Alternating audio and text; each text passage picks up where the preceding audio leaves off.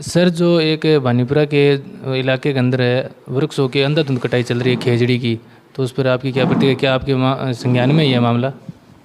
नमस्कार। अभी मुझे पता लगा कि बानीपुरा क्षेत्र के गांवों में काफ़ी खेजड़ी कटाई हो रही कर रही है रात को अवैध रूप से हरे वृक्षों की कटाई। ये बहुत ही निंदनीय, ये बहुत गलत बात है। हमारी सरकार के द्वारा हमारे सम्मान्य प्रधानमंत्री जी एक पेड़ माँ के नाम से अभियान चला रखा है। ऐसे भी हरित राजस्थान कितनी योजनाएं चल रही कि कैसे भी पेड़ लगाएं।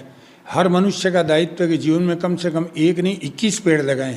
आजकल ये रेपर चल रहा है, ये रेपर भी उसी से पेड़ों से बनता है। तो ये अननेसेसरी कितना वेस्टेज जा रहा कर रहा है। तो एक आदमी को एक पेड़ या 21 पेड़ कम से कम अपने जीवन में लगाने चाहिए।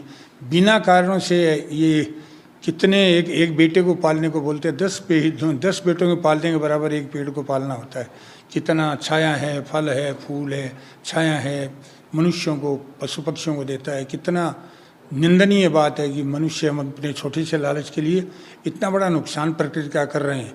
तो अभी मुझे पता लगा कि इस तरह से वो बड़ा अभियान चल रहा कर रहा है। रात को लोग गाड़ियां जा रही, तो अभी मैंने वहाँ के नायब तहसीलदार बानीपुरा, SHO बानीपुरा और रेंजर भैरव सिंह जी को पाबंद किया है कि कोई भी गाड़ी इस तरह की हरे पेड़ की कटकर रात को अगर उधर से गुजरती तो आपको रोककर उस पर कार्रवाई करनी है। उन्होंने कहा कि आज से मुस्तैदी से हम लोग लगेंगे और कहीं भी इस तरह की कोई घटना या इस तरह की कोई गाड़ी जा रही हुई या कटाई की जानकारी मिली तो हम तुरंत रोक देंगे। इस तरह की कार्रवाई कर रही है। सर, मैं इसके पीछे मतलब मेरे पास सूचना थी, सोर्सेज थे, उस सोर्सेज से मैंने उसे पता लगाया। लेकिन मैंने ये गाड़ी से सवाल भी किया पकड़ के, लेकिन उसमें भी कुछ लोगों ने सम्मिलित होकर उस गाड़ी को भगा दिया। और ऊपर से वो मेरे कोई धमकियां वगैरह मतलब दे रहे, इतना खौफ है उसमें है ही नहीं इस प्रकार का कि प्रशासन का कोई खौफ हो, तो उस पर प्रशासन इतनी ढिलाई क्यों बरत रहा है? अभी आपके सामने मैंने सबसे बातचीत की है। अगर कोई भी आपको धमकी देता है तो आज ही एक एप्लीकेशन दे दीजिए, कल ही उन पर कार्रवाई हो कर जाएगी। अच्छे कामों के लिए हम सबको नागरिकों का जिम्मेवारी है कि हम कोई भी अच्छा काम अपने राष्ट्र का है तो उसमें हम शामिल हो। वृक्ष बचाना तो हम सबका कार्रवाई। आप तो देखते करते अमृता जी हुए तो उन्होंने 365 लोगों ने अपनी कुर्बानी दे दी थी खेजड़ी को बचाने के लिए। तो हमें धमकी से क्या डरना है? लोगों ने तो अपनी जान दे दी है। और अगर इस तरह की कोई धमकी देता तो आप तो तुरंत ही आप कानूनी कार्रवाई हो जाएगी उन पर। आप एक एप्लीकेशन है वो वहाँ बानीपुरा थाने में दे दीजिए, मैं उनसे बात करता हूँ। नहीं, वो एप्लीकेशन वो तो मैंने कर रखा है अपनी तरफ से।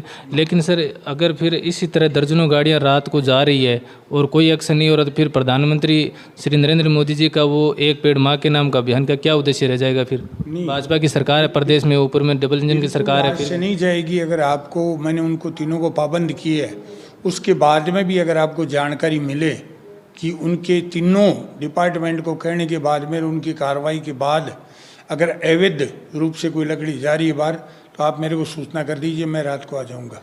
एक सर, जो ये मामला है जो फॉरेस्ट डिपार्टमेंट का है, लेकिन इसके अंदर क्या युवाओं को एक गलत मैसेज जा रहा है इस मतलब जो पेड़ कटाई के मामले में, तो उसमें युवाओं को आप क्या संदेश देना चाहोगे जो इस प्रकार के मतलब मामलों के प्रति जागरूक रहे और भविष्य में मतलब कटाई के प्रति जागरूक रहे, तो गाड़ियों को भी पकड़ाने और शिकायत करने का वो ये सबसे बड़ी शक्ति है युवा तो हमारी। और उनमें संस्कार भी है कि राष्ट्र हित का कोई भी काम है तो सबसे पहले उनका दायित्व भी है, अवस्था भी है। वो लोग रात को, दिन में कहीं भी कोई गलत काम हो तो जाकर देख सकते हैं, रोक सकते हैं। उनकी सहायता के लिए कानून तैयार है, वन विभाग तैयार है, रेवेन्यू डिपार्टमेंट तैयार है, पुलिस तैयार है। तो कहीं भी अगर उनको ज़रूरत हो तो उनको बताए, और कार्रवाई नहीं हो तो मेरे को सूचना करे, मैं फिर देखता हूँ।